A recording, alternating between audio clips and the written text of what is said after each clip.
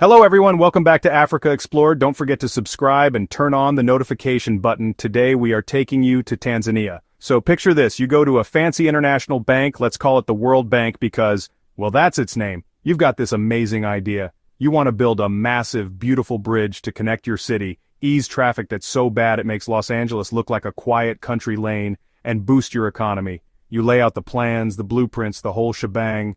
The bank looks at your plans, strokes its imaginary beard, and says, interesting. But, are you sure you can handle this? It looks a little complicated for you. Maybe we should handle the money, the planning, the construction, we'll send our people, you just sign here.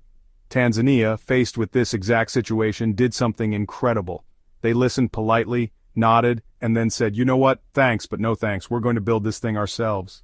Alright, let's get to know the hero of our story, the Tanzanite Bridge. Officially known as the Solander Bridge, everyone calls it the Tanzanite Bridge, which is way cooler. It sounds like something out of a Marvel movie from Wakanda. Located in Tanzania's bustling economic hub, Dar es Salaam, this isn't just some little footbridge over a creek. We're talking about a structure that stretches over 1.03 kilometers across the Msimbazi Creek. It's a 6-lane, state-of-the-art bridge designed to handle the city's insane traffic, which used to be the stuff of legends. The price tag on this beauty was around $300 million. But here's the kicker. Tanzania footed the bill. The project was a collaboration with South Korea, but Tanzania was in the driver's seat, making the decisions, managing the funds. It's like deciding to cook a gourmet meal yourself, instead of ordering takeout. It takes more effort, but man, the satisfaction is on another level. The old Solander Bridge was a relic from the colonial era. Now let's talk about the elephant in the room, or rather, the elephant that wasn't in the room, the World Bank. For decades, the World Bank and its cousin, the International Monetary Fund, have been the go-to financial institutions for developing nations. They are the gatekeepers of global development finance. Tanzania had initially approached the World Bank about funding for a project to ease Dar es Salaam's congestion. It was a comprehensive, multifaceted plan, but it was also slow, bureaucratic, and in the eyes of the Tanzanian government, not moving fast enough to address the urgent problem. The late President John Magufuli, a man not exactly known for his patience with red tape, saw the delays and the conditions and essentially said, "We can't wait." This decision to go it alone was a direct, albeit polite, rejection of the World Bank's way of doing things. The completion of the Tanzanite Bridge on time and on budget using Tanzania's own funds is therefore a source of quiet embarrassment for these global institutions. It's like a student they underestimated acing the final exam after refusing their tutoring. The World Bank's model is built on the premise that African nations need their financial and technical stewardship for such large-scale projects. The Tanzanite Bridge stands as a $300 million counter-argument. The reaction from the World Bank and similar institutions has been, let's say, muted. You have to understand, the reaction from other African leaders was the complete opposite of the World Bank's silence. It was loud, it was proud, and it was full of applause. The inauguration of the Tanzanite Bridge wasn't just a national event for Tanzania, it became a moment of continental pride. Leaders from across Africa looked at what Tanzania had accomplished and saw a reflection of their own aspirations. It was a powerful "see, I told you we could do it" moment for a continent that is often portrayed as needing saving. This wasn't about aid or charity, this was about agency and capability.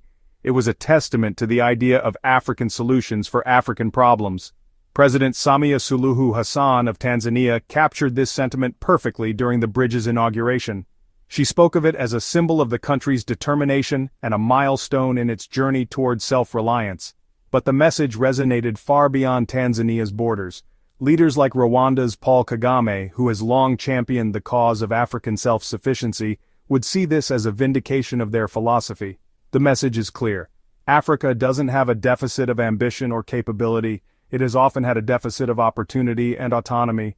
The Tanzanite Bridge is proof that when an African nation takes control, it can deliver spectacular results that rival any in the world.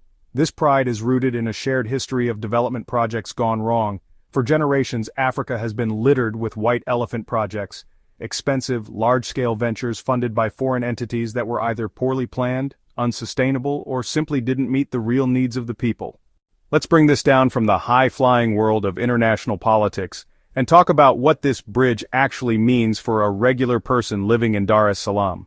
Before the Tanzanite Bridge, If you were a small business owner trying to deliver goods from the city center to the Masaki Peninsula, your entire day was dictated by traffic. You would lose hours, burn expensive fuel, and your customers would be left waiting. The old bridge was a choke point, a daily source of stress and economic loss. It was like trying to drink a milkshake through a coffee stirrer. Frustrating, slow, and ultimately you just give up. Now with the new 6-lane bridge, that journey has been transformed. What used to take an hour or more during peak times can now be done in minutes. For a taxi driver, that means more trips per day and more income for their family. For a doctor trying to get to the Aga Khan hospital for an emergency, it can be the difference between life and death. For a parent, it means less time stuck in traffic and more time at home with their children. The bridge has given the people of Dar es Salaam the most valuable commodity of all: time. It has reduced the collective blood pressure of an entire city, and you can't put a price on that. The economic impact is also massive. The bridge has unlocked the commercial potential of entire neighborhoods. The areas around the bridge are seeing a surge in real estate value and new business development. The story of the Tanzanite Bridge hasn't just been a local or even a continental affair. It has sent ripples across the globe. For the first time in a long time, a major African infrastructure story isn't about debt traps, corruption, or failure. And trust me, people in boardrooms and government offices from Beijing to Washington are paying close attention. In the West, particularly within the circles of the World Bank and IMF, the bridge is a wake-up call. It's a clear signal that their old model is losing its appeal. African nations are growing more sophisticated, their economies are stronger, and their leaders are less willing to accept one-size-fits-all solutions that come with endless conditions. They are now facing a new kind of competition, not just from other global powers like China, but from Africa itself. These institutions will have to adapt, becoming more like genuine partners and less like overseers. Tanzania's project offers a third way. The biggest message, however, is for Africa itself. The Tanzanite Bridge is a powerful piece of evidence that debunks the tired, old myth of African helplessness. It challenges the Afro-pessimism that has plagued both external perceptions and internal self-belief for too long. This project demonstrates that African nations can and will take the lead in their own development. The world is watching, and Africa is giving them something truly impressive to see. What Tanzania has done with the Tanzanite Bridge is more than just a one-off success story. It serves as a potential new blueprint for how infrastructure development can be approached across Africa. This isn't to say every country can or should fund every project by itself, but it establishes a new set of principles and possibilities. The first part of this blueprint is prioritizing national vision over external agendas. The Tanzanian government had a clear, urgent goal: solve Dar es Salaam's traffic problem. They didn't let a slower, more complex plan from an outside body distract them from that core mission. The second key element of the blueprint is smart financial management and domestic resource mobilization.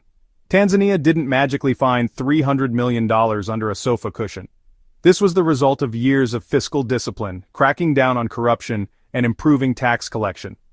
The government made a conscious choice to allocate its own revenues to a high-impact national project. It's about building a house with your own savings before you ask for a mortgage. Another crucial part of this new model is leveraging international partnerships without ceding control. Tanzania collaborated with a South Korean company for the construction, bringing in world-class technical expertise. However, the Tanzanian government remained firmly in the project manager's seat. This model of partnership, not patronage, allows African nations to access global skills and technology while ensuring that the project aligns with their national interests, uses local labor where possible, and builds domestic capacity for the future. So, in the end, what is the full story of the Tanzanite Bridge? It's the story of a $300 million structure of steel and concrete, yes, but it's so much more than that. It's the story of a country that got tired of waiting in line for permission to build its own future. Tanzania decided to grab the blueprints and the checkbook and build its own dream. This bridge is not just a way to get across Msimbazi Creek, it's a bridge between a past of dependency and a future of self-reliance. This project has fundamentally altered the conversation about African development. It has shown that with vision and good governance, African nations can be the primary drivers of their own transformation. The pride that has swelled up not just in Tanzania but across the continent is palpable. It's the pride of accomplishment, the pride of agency, the pride of proving the doubters wrong. The Tanzanite Bridge is a gleaming, just over 1 kilometer long testament to what Africa has: ingenuity, resources, and the unwavering will to build a better tomorrow for its people. And as the lights of the Tanzanite bridge sparkle against the night sky, they illuminate a path forward, a path that is bright, bold, and unapologetically African. And that is a future worth getting excited about.